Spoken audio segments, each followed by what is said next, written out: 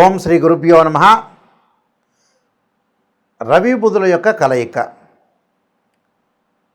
రవి బుధుల యొక్క కలయికను మనం జ్యోతిష్ శాస్త్రంలో బుధాదిత్య యోగం అని శాస్త్రంలో చెప్పారు మనకి. అయితే ఈ బుధాదిత్య యోగం వల్ల ఏ విధంగా ఉండబోతుంది?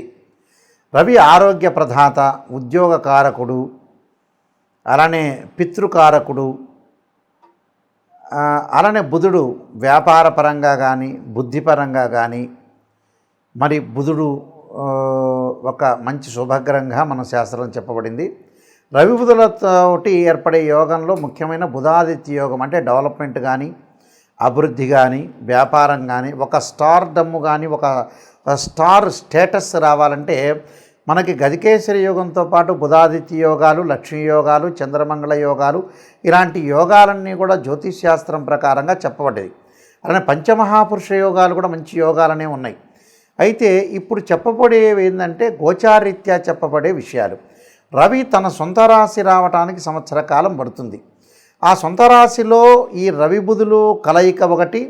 అలానే సింహరాశ్యాధిపతి అయిన రవి బుధుడితోటి సింహరాశిలో సంచారం చేయటం, అలానే బుధుడికి స్వక్షేత్రమైన కన్యారాశిలో రవి బుధుల యొక్క కలయిక అనేది జరిగింది ఇక్కడ. అంటే ఇక్కడ ఏదైతే ఈ రాశిలో సెప్టెంబర్ 17వ తారీఖు నుంచి 15 రోజుల పాటు రవి బుధుల యొక్క కలయిక. ఈ రవి బుధుల యొక్క కలయిక ఏ విధంగా ఉందో ఒక్కసారి మనం పరిశీలన చేద్దాం. అలానే ఇక్కడ కన్యారాశిలో రవి బుధుల యొక్క కలయిక అంటే బుధుడికి స్వక్షేత్రం. మనకు ఏదైనా సరే ఒక యోగం కలగాలంటే రవి బుధాదిత్య యోగం కలగాలంటే సింహరాశిలో కానీ అలానే కన్యారాశిలో కానీ విశేషమైన యోగాన్ని ఇస్తారన్నారు. అలానే మిథున రాశిలో కూడా రవి బుధుల యొక్క కలయిక కూడా చాలా మంచిదని శాస్త్రం చెప్పబడింది. కాబట్టి ఈ బుధాదిత్య యోగం అనేది ఈ 3 రాశుల్లో విశేషంగా చెప్పబడింది. అలానే ఇక్కడ మేషరాశిలో కూడా రవి బుధులు కలయిక అనేది చాలా మంచిదని కూడా జ్యోతిష్ శాస్త్రం చెప్పబడింది. అయితే విశేషంగా ఇప్పుడు రవి బుధులు సెప్టెంబర్ 17వ తారీఖు నుంచి 15 రోజుల పాటు కన్యారాశిలో సంచారం చేయడం వల్ల వివిధ రాశుల యొక్క ఫలితాలు ఏ విధంగా ఉన్నాయో తెలుసుకుందాం. ధనస్సు రాశి వాళ్ళకి రవి బుధాదిత్య యోగం వల్ల ఎలాంటి ఫలితాలు ఉంటాయి అంటే సప్తమాధిపతి దశమాధిపతి అయిన బుధుడు ఇక్కడ దశమ స్థానంలో ఉండటం జరిగింది. ఇక్కడ అంటే దశమ స్థానంలో ఉండటం వల్ల ఎలాంటి ఫలితాలు జరగబోతున్నాయి? ఇక్కడ భాగ్యాధిపతి కూడా రవి అయ్యాడు. రవి కూడా రవి బుధుల యొక్క కలయిక వల్ల ఈ ధనుస్సు రాశి వాళ్ళకి ఎలా ఉంటుంది? అలానే ధనుస్సు రాశి వాళ్ళకు దశమ స్థానం రవి బుధుల యొక్క యోగం వల్ల మంచి యోగం అనేది జరిగే అవకాశాలు ఎక్కువ ఉంటాయి. చాలా అద్భుతమైన ఫలితాలు జరిగే అవకాశాలు బాగా ఎక్కువ ఉంటాయి. అద్భుతమైన ఫలితాల్లో ప్రయత్నించిన కార్యక్రమాలన్నీ కూడా ఒక రూపానికి వచ్చే అవకాశం, కుటుంబంలో వారికి ఆరోగ్యము అభివృద్ధి కలిగే అవకాశాలు ఉంటాయి. పై అధికారుల యొక్క అనుగ్రహ పాత్రలుగా ఉండే అవకాశాలు ఎక్కువ ఉంటాయి. వృత్తి ఉద్యోగ వ్యాపార రంగాల్లో కూడా విశేషమైన ధనలాభం, ఆర్థిక పరంగా వీళ్ళు ముందుకు వెళ్ళే అవకాశాలు ఎక్కువ ఉంటాయి. అంటే ఫైనాన్షియల్ పొజిషన్ చాలా అద్భుతంగా ఉంటుంది వీళ్ళకి. అంటే రవి బుధాదిత్య యోగం ఉద్యోగ ధర్మాన్ని నిర్వహిస్తూ ఉద్యోగంలో సంతృప్తికరంగా ఉంటూ ఆదాయం అనేది కూడా వీళ్ళకి పెరుగుతుంది. అంటే ఆదాయం గతం కంటే ఆదాయం బాగా పెరిగే అవకాశాలు ఎక్కువ ఉంటాయి. ఉన్నతమైన పదవులలో రాణిస్తారు వీళ్ళు.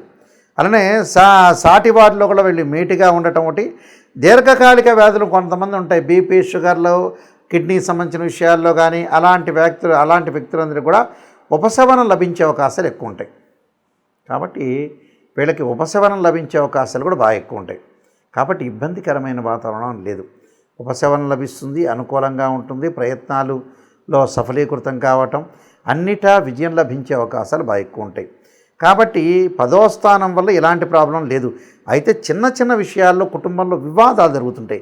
అలాంటి వివాదాలకి కొద్దిగా తెర తీయాలి. మధ్యవర్తుల మధ్యలో కూడా మనం దూరకూడదు. ఇక్కడ ఎవరైతే మధ్యవర్తులు ఉంటారో భార్య పిల్లలు ఉంటారు, భార్య భర్తలు ఉంటారు, అన్నదమ్ముల మధ్యలో ఉంటారు, ఏదైనా వ్యాపారస్తులు, అలాంటి వాటిల్లో మనం మీడియేషన్ చేయడం అనేది చాలా మంచిది కాదు. బంధుమిత్రుల వల్ల సహనంతో ప్రవర్తించాలి. వృత్తి ఉద్యోగాల్లో సంతృప్తికరంగా ఉంటుంది. సోమరితనంతో పాటు వాళ్ళు ఏదైతే చేయాలనుకున్నా ఆ కార్యక్రమం లేజినెస్ చేసే అవకాశాలు ఉంటాయి. లేజినెస్ చేయకుండా చాలా జాగ్రత్తగా ఉండండి. లేజినెస్ చేయకుండా ఏదైనా సరే విషయాన్ని అనాలిసిస్ చేసి మంచి ప్రణాళికాబద్ధంగా వెళితే మనకు మంచి జరిగే అవకాశాలు ఉంటాయి. నేను కొన్ని రెమెడీస్ అనేవి చెప్పబోతున్నా. ఆ రెమెడీస్ వల్ల మీకు మంచి ఫలితాలు జరిగే అవకాశాలు ఖచ్చితంగా ఉంటాయి. ఈ రాశుల వాళ్ళు ముఖ్యంగా రవి ఉద్యోగకారకుడు అంటారు, పితృకారకని ఇందాక చెప్పినట్టుగా ఈ రవి బుధుల యొక్క యోగం వల్ల కొన్ని సుఫలితాలు అనేవి చాలా ఎక్కువగా సుఫలితాలు జరుగుతాయి. అంటే ఉద్యోగపరంగా ఇబ్బందులున్నా, అలానే ఆరోగ్యపరంగా ఇబ్బందులు కలుగుతున్నా కూడా మీకు ఒక్కొక్క రాశి వాళ్ళకి ఒక్కొక్క రకమైన మేలు, మంచి చెడులు చేసే అవకాశాలు ఉంటాయి. కాబట్టి ఖచ్చితంగా మీరు సూర్యుడి యొక్క అనుగ్రహాన్ని బాగా పొందాలన్నా, మంచి ఉద్యోగాలు లభించాలన్నా, ఉద్యోగపరంగా ప్రమోషన్ లాభించాలన్నా కూడా రవి యొక్క అనుగ్రహం కావాలంటారు. పాత రోజుల్లో మనం హస్తరేఖల్లో చూపించుకునేటప్పుడు సన్లైన్ అంటారు, సూర్యుడి యొక్క రేఖ ఉండాలంటారు. ఈ సూర్యుడి యొక్క రేఖ ఉండాలి అని అంటారు. ఎందుకంటే కారణం ఏంటంటే వృత్తిపరంగా అనుకూలంగా ఉండాలి. వృత్తిపరంగా అనుకూలంగా ఉంటే మనం ధనం వచ్చే అవకాశం ఒకటి ఉంటుందని అర్థం. దాన్ని మనం చూసుకునేటట్లయితే సూర్యుడు అనుకూలంగా లేకపోయిన వ్యక్తులు సూర్య నమస్కారాలు చేయటం, అలానే సూర్యుడికి సంబంధించిన హోమాలు చేయటం ఒకటి. మనకి నవగ్రహాల్లో సూర్యుడు ఉంటాడు. ఆదివారం రోజున సూర్యహోరని ప్రాతకాలంలో ఉంటుంది. నవగ్రహాల యొక్క ప్రదర్శన చేసి చక్కగా జపాకుసుమ సంకాశం కాశ్యపేయం మహాతుతిం తమోరిం సర్వపాపగ్నం ప్రణతోస్మి దివాకరం అనే మంత్రాన్ని చక్కగా చదువుకోవటం ఒకటి. వీలైతే ఆదిత్యాయుధ్నే సహస్రమూర్తాయ ధీమే తన్నో సూర్య ప్రచోదయాత్ అనే మంత్రాన్ని కూడా చక్కగా చదువుకోవచ్చు. దాంతోపాటు బుధుడు వ్యాపారపరంగా అనుకూలం లేని వ్యక్తులు ఖచ్చితంగా నారాయణాయుధ్నే వాసుదేవాయ ధీమే తన్నో విష్ణు ప్రచోదయాత్ అనే మంత్రంతో పాటు ఓం యక్షాయ కుబేరాయ వైశ్రవణాయ ధనధాన్యాధిపతే ధనం ధాన్య సమృద్ధిమే దేహిమే దాపైస్వాహ అనే మంత్రాన్ని, కుబేర మంత్రాన్ని చదువుకోవటం వచ్చి, లేకపోతే ఓం కుబేరాయ నమః అనే మంత్రాన్ని కూడా చదువుకోవటం వల్ల కూడా మనకు అనుకూలంగా ఉంటుంది. ఖచ్చితంగా నేను చెప్పినవి ఈ రెమెడీస్ అనేవి మీరు పాటించండి. రవి బుధుల యొక్క దోషం ఎవరికైతే ఉంటుందో ఆ దోషం తొలగిపోయి ఆరోగ్యము, ఉద్యోగము, వ్యాపారపరంగా అనుకూలంగా ఉండే అవకాశాలు ఖచ్చితంగా ఉంటాయి. ఇవి గోచారరీత్యా చెప్పబడే ఫలితాల్లో ముఖ్యంగా మనకి రవి 3, 6, 10, 11 స్థానాల్లో సుఫలితాన్ని ఇస్తాడు వాళ్ళ రాశి దగ్గర నుంచి. బుధుడు వచ్చేటప్పటికి 2, 4, 6, 11 స్థానాల్లో బుధుడు మంచి ఫలితాన్ని ఇస్తాడు. ఎందుకంటే రవి యొక్క కారకత్వాలను కూడా మనం గమనించినట్లయితే ఉద్యోగానికి చాలా ఇంపార్టెంట్గా చూసుకుంటాం, బుధుడు వ్యాపారానికి చూసుకుంటాం. కాబట్టి వాళ్ళ జన్మరాశి నుంచి ఈ రాశిలో నేను చెప్పిన రాశుల్లో ఉంటే చాలా అనుకూలమైన ఫలితాలు జరిగే అవకాశం ఉంటుంది.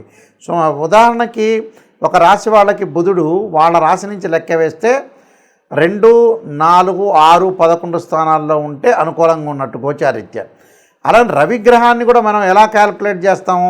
3, 6 అంటే 1, 3, 6, 10, 11 స్థానాల్లో ఉంటే మంచి సుఫలితాన్ని ఇస్తాడు సూర్యుడు.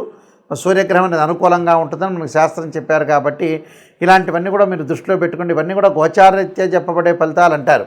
ఈ గోచారరీత్యా చెప్పబడే ఫలితాల్లో ముఖ్యంగా సూర్యభగవానుడు 3, 6, 10, 11 స్థానాల్లో మంచి శుభాన్ని ఇస్తాడని అర్థం.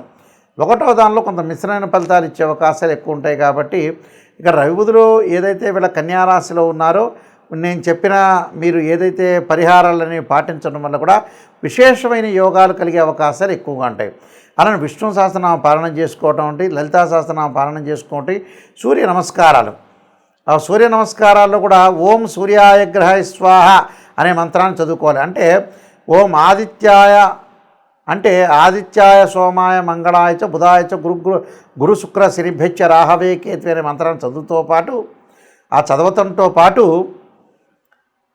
ఓం సూర్యాయ స్వాహ అనే జిల్లేడు సమిధులతో హోమం చేయటం, ఎంబటే సూర్యగ్రహ ఇదన్నోమ అనే మంత్రాన్ని కూడా చదువుకోవాలి. అంటే ఏదైతే మంత్రం అనేది స్వాహాకారం చెప్పి త్యాగం చెప్తారు ఇదన్నోమ అని, ఆ మంత్రాలు మనం ఏదైతే విశేషంగా ఆదివారం రోజున ఓం సూర్యగ్రహాయ స్వాహ అని ఆజ్యం వెయ్యాలి జిల్లేడు సమిధుల మీద.